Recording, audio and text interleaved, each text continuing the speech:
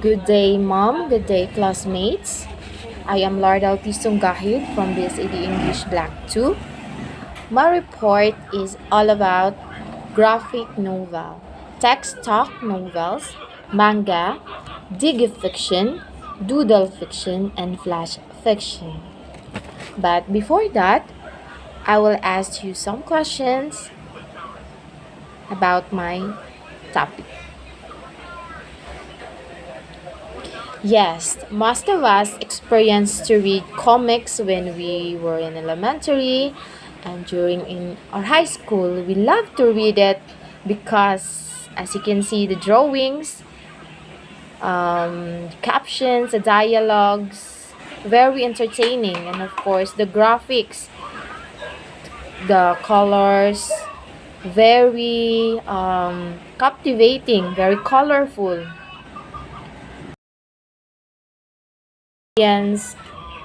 Amusement because of the colorful graphics presentation. So I know you experience also reading comics. So now let's move on to my topics. First, I will going to discuss graphic novels. Graphic novels use a sequence of illustration to tell a story. They use the same text bubble and image panel format that we find in comics. But unlike comics, which are serialized, graphic novels are published in book format and usually tell a stand-alone, complete story. Or graphic novel is a book made up of comics content. Mura siya comics kay naa siya pictures but in a book form. Taas siya mura siya og novel. So as we observe in comics, naka-serialize siya, especially when we read in the newspaper. Parang yung the next part is sa susunod na araw na naman. Yung continuation. Unlike sa graphic novel na naka-compile na siya lahat from chapter 1 to chapter 10, nandun na lahat, kompleto na. Hindi ka na maghihintay ng another day to find the continuation. Yun yung kaibahan nila. At saka, medyo mataas yung graphic novel. Kasi nga, it's like a novel siya, mataas yung story niya. And then, it's like comics because meron din siyang mga drawings. So, mas madali mo siyang maiintindihan. Kung hindi mo maiintindihan yung mga words, meron siyang mga pictures to emphasize feelings. Kaya, tinatawag din siyang graphic novels kasi it's like a comic na mayroong drawing at saka para siyang book na mataas siya, para siyang novel, so it's a combination, so it's graphic novels. In the past, graphic novels in any form were generally dismissed as inferior literature, not proper reading. As a school librarian, you may come across teachers and parents who still feel this way about them. At best, they regard graphic novels as something to be tolerated in the hope that eventually their child will move on to more quality literature.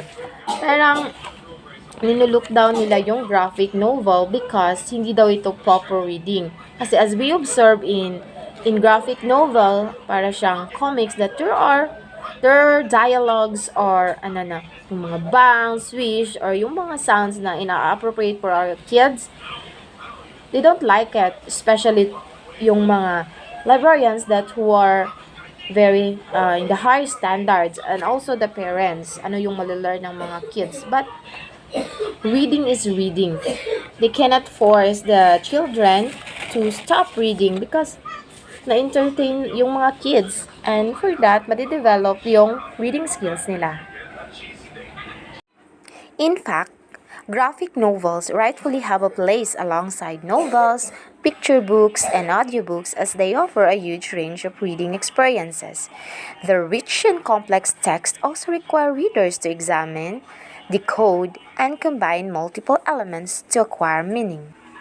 So I think some of you might wonder what is an audiobook. The meaning of it is in the screen. So, an audiobook is just like, para siyang nagli-listen ka na lang ng radio na may nagsasalita or nagtatell ng story for you. Recording na siya. May nagbabasa for you. What you need to do is just sit and relax. So, there are elements of a graphic novel, such as, first, linguistic. Graphic novels consist of words and symbols. Second, visual. Just like comics, ang graphic novels meron siyang mga colors and drawings. Gestural, makikita natin sa graphic novels na may mga picture siya if ever the antagonist is happy or sad because meron na siyang naka-emphasize nga na picture. Then spatial, the way the drawing is organized, yung layout, at saka symbolic. Merong mga icons, balloons, visual representations, and imanata or yung unrealistic pictorial elements emanating from a character. In addition, graphic novels contain precise and rich language.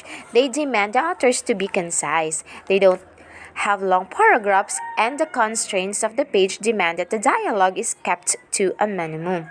As with a picture book, no word can be wasted, which forces the writer to be incredibly precise with the written word. So, wala na siyang mga metaphoric language na nagpapataas sa sentence. Meron siyang minimum words lang at tsaka same siya sa picture book na lahat ng word may saysay. Wala siya halos personification, mga ironic words para lalong maintindihan. Advantages of reading graphic novels include, first, they engage those readers, particularly reluctant boys, who can read but haven't yet been hooked. Provide scaffolding for ESL students or English as a second language. Then, increase reading comprehensions and vocabulary because in graphic novels, there are difficult words and it will enhance the comprehensions of the readers. Then serve as a bridge between low and high levels of reading. Of course, nadidevelop yung reading skills ng mga bata if they will going to read more in graphic novels. And then provide an approach to reading that embraces the multimedia nature of today's culture. Meaning, parang traditional siya that we read book, but with the essence of multimedia because it has graphics or pictures. Then serve as intermediary step to more difficult disciplines and concepts. So, parang bridge siya in facing difficult situation kasi in graphic novels, there are difficult scenarios that the learners will have to solve. And then, present complex material in a way that makes it easier to understand. Because when there are words that difficult to understand or comprehend, there are pictures na parang madali mo siyang maintindihan, may i-compare mo yung mga pictures sa words, especially sa emotion. If there are difficult words and then makikita mo sa drawing yung mga emotion, yung facial expressions ng drawing, then maintindihan mo. So, next is develop skills such as inference and deduction which play a vital part in the reading experience. Develop analytical and critical thinking skills. Kahit graphic novel siya, meron din siyang mga twist kasi it's like a novel siya. So, meron din siyang mga twists sa story that will enhance and boost your critical thinking. And then, offer another avenue through which students can experience art. Kasi, of course, meron siyang mga drawings, ma-amaze yung mga readers, especially yung mga kids or mga students sa mga pictures. Ma-appreciate nila ang art. In summary, graphic novels are an excellent resource for use in schools. They attract readers with their visuals and actually encourage reading because they don't seem as daunting as a whole book filled with words. They are generally fast-paced, and the word to provide correlation provides an easy way for children to expand their vocabularies. The visual elements help readers to decode text and derive meaning, whilst the relative speed and immediate enjoyment that the children receive when reading these books also helps build reading confidence. In short, hindi maboboard ang mga readers since there are plenty of drawings. And of course, if merong mga pictures and words, children find it easy to understand. Another plus.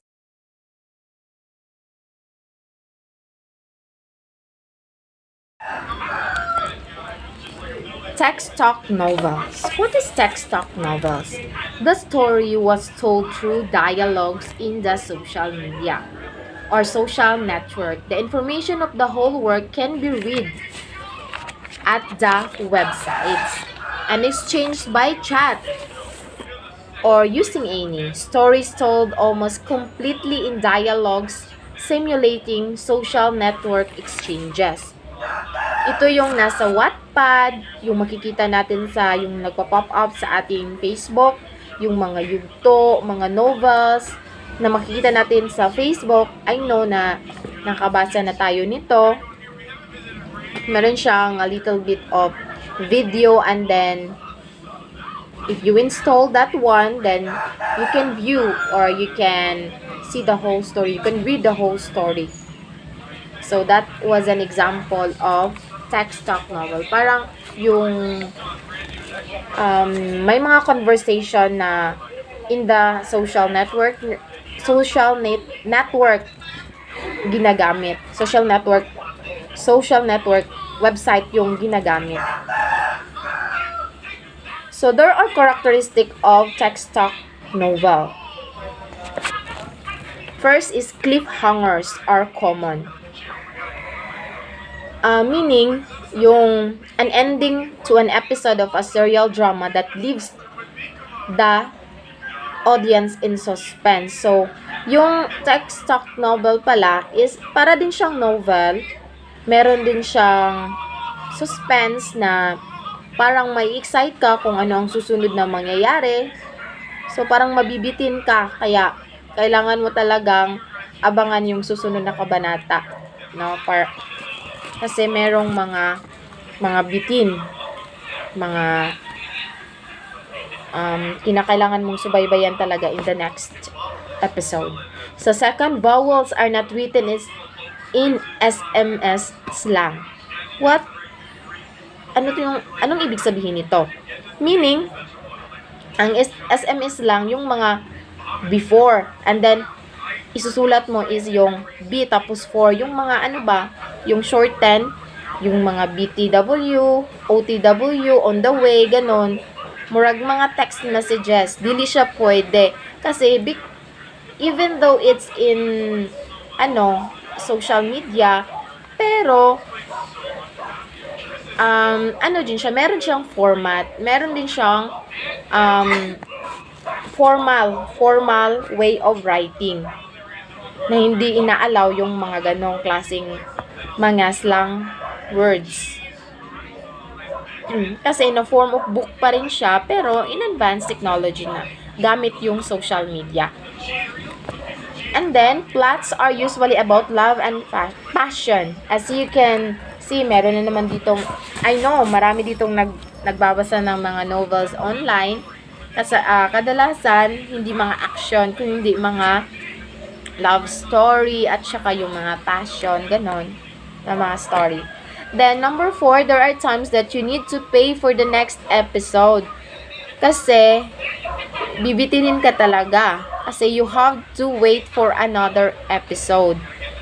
For me as a writer, Mag-write talaga ako ng novel na may excite yung mga viewers at saka mabibitin sila para abangan nila sa susunod na kabanata. So, that's it. So, the next topic would be manga. What is this manga?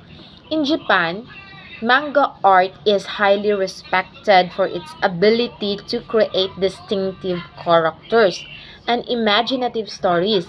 It is a pop culture phenomenon that has spun off from simply art and comic stories to anime fairs, merchandise, and movies. From drawing lang and then naging anime fairs na and then nagiging movies na siya. Just like the Dragon Balls. So me, I also really love Japanese animation because first I saw Ghost Fighter during my elementary and I really love it, and then Dragon Balls, and lately I love na the Naruto. So I was also a fan of this manga in Japanese animation. The characteris, characteristics of manga characters have made all this possible, from the faces, the hair, and the clothing, accessories, and over exaggerated emotions. Manga is a world as all to its own. There are types of manga. I know you are familiar with this. First is the shonen. This genre of manga tends to focus on action, sports, or romance from young male point of view. That is why it is called shonen, a word which means boy in Japanese. Examples of shonen series are Dragon Ball Z, Love Hina, and Sergeant Frog. Second is shoujo. This genre of manga is aimed at girls from about the ages of 12 to 18. Shoujo series focus on romance and relationships from a young female point of view. This is why it is called shoujo, a word which means girl in Japanese. Example of shoujo series are Sailor Moon, Fruits Basket, and Peach Girl. Third is seinen or seinen. This genre of manga is aimed at adult men, usually college age and up. That is why it is called seinen, which means adult in Japanese.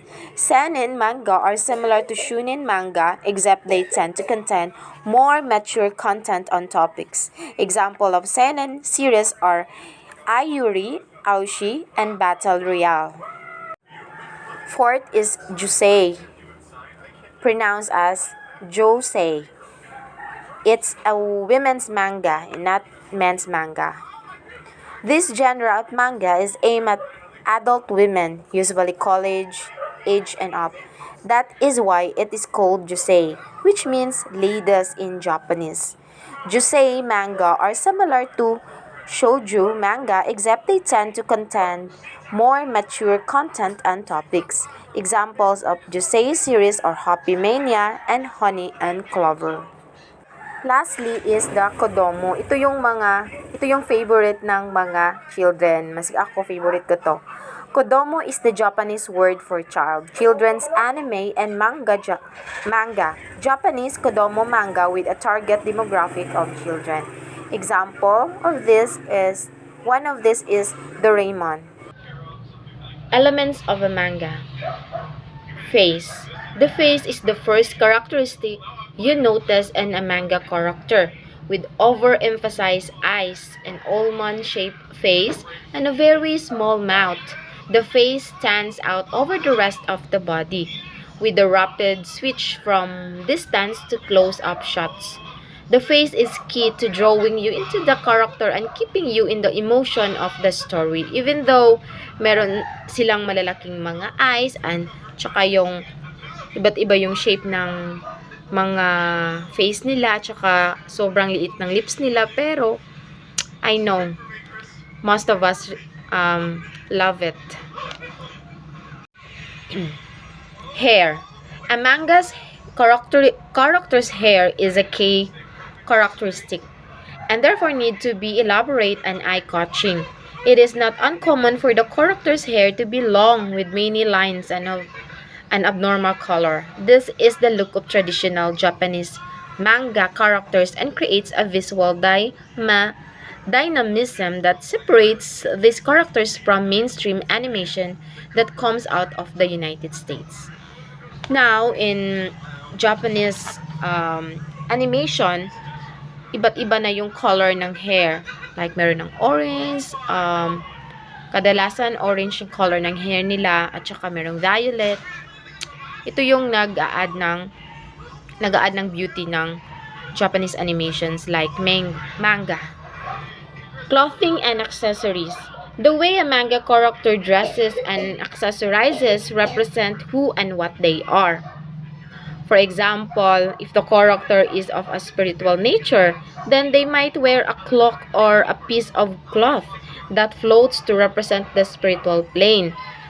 This represents to who they are. For manga warrior characters, accessories are what define the character. Like magsusuot sila ng swords, spears, and other weapons represent what they are. They are warrior. These details are important and should be not ignored so that the viewers will notice kung ano yung character nila.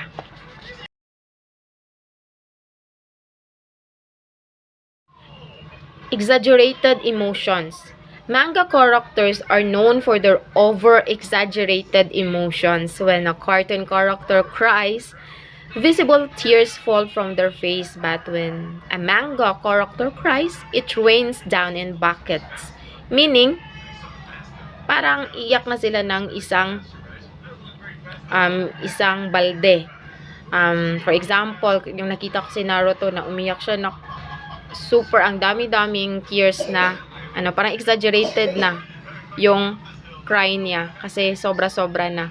But it really parang it captured the attention of the audience.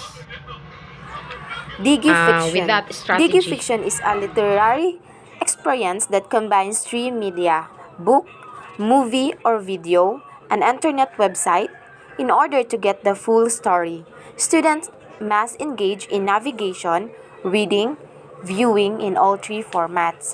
So, kung ayaw mo mag-read ng books, then you have the option like movie or video. Then, if ayaw mo rin ng movie, then pwede kang mag-browse sa internet website. If nandun ba yung fiction na gusto mong mapanood. Why did Digifiction emerge?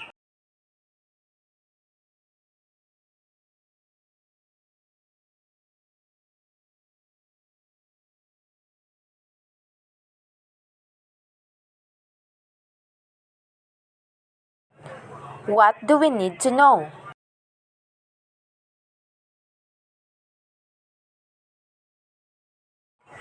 Doodle fiction, a literary presentation where the author incorporates doodle drawings and handwritten graphics in place of traditional font. Drawing enhances the story, often adding humorous elements that would be missing if the illustration were omitted. So, these are the examples of a doodle fiction, more on drawings and illustration. Para siyang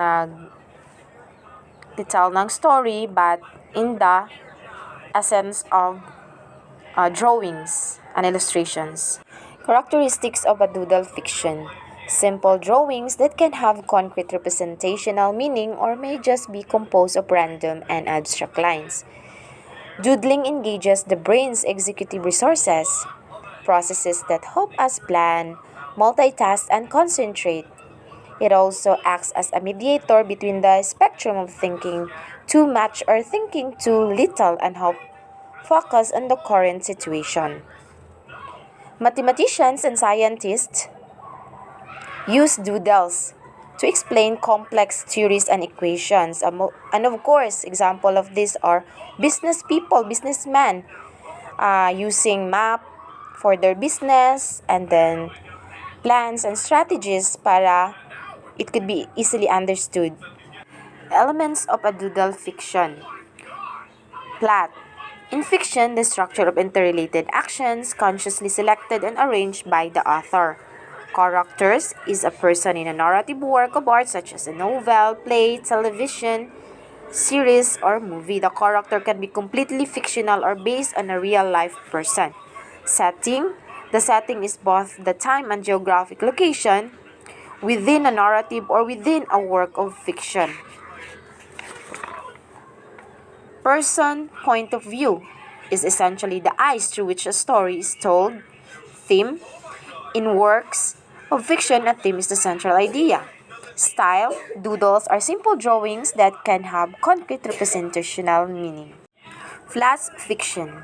Flash fiction goes by many names, including microfiction, microstories, short stories, very short stories, sudden fiction, postcard fiction, and nanofiction. While it can be difficult to pinpoint an exact definition of flash fiction based on word count, consideration of several of its features can help provide clarity like its brevity, length, background, and purpose. What are the rules of flash fiction? Flash fiction is a modern term given to a very short story, usually one under 500 words in length. There is no standard definition, and some people argue that term only applies to stories of less than 300 words, and others say that any story under 1,000 words qualifies. Whatever the agreed length of flash fiction, it should still contain all the elements that you would expect to find in a longer story. Kahit short lang siya, kahit it consists of 300 to 1,000 words, pero kompleto naman. Lahat ng mga details, at saka nandun na lahat, complete package na. Kaysa mataas yung story mo pero walang essence. Mas okay yung short lang, pero nandun na lahat. Elements of a flash fiction explain.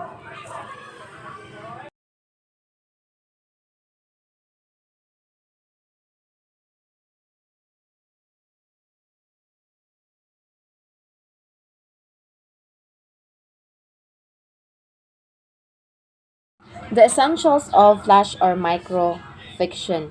The story is short in length. This could be as brief as 6 words or as long as 1,000. The tale must engage with the reader's emotions. Your character must be fully developed and not cardboard or cutouts. Good fiction includes a surprise or plot twist. The ending should be unexpected and not predictable. The story should mark a change or epiphany for the main character. So this could be a physical change or change of mind that has life-changing impact. Characteristics of a flash fiction. If you're writing a flash fiction story, it's important to know how they are similar and different to longer stories. Flash fiction is shorter, but it should not feel too short. Here are some traits of strong flash fiction stories. First, story structure. A flash fiction story is not the shortened version of a longer story. It still follow the elements of plot. Even though short siya, pero dapat meron na siyang elements just like the katong naa sa long stories, including beginning, middle, and end, as well as a conflict and satisfying resolution. Second, meron din siyang setting. Most flash fiction stories take place in one setting. Parang nasa one setting lang, for example, in a house, in a room, or in a plaza. Kasi, short lang siya. Hindi mo pwedeng dalhin yung audience mo sa iba't ibang lugar. Because it could consume time.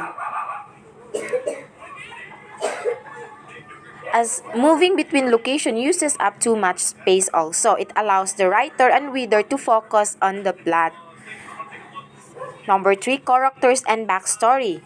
Flash fiction pieces are plot-driven and include no more than 3 or 4 characters. So, maliliit lang yung mga characters ng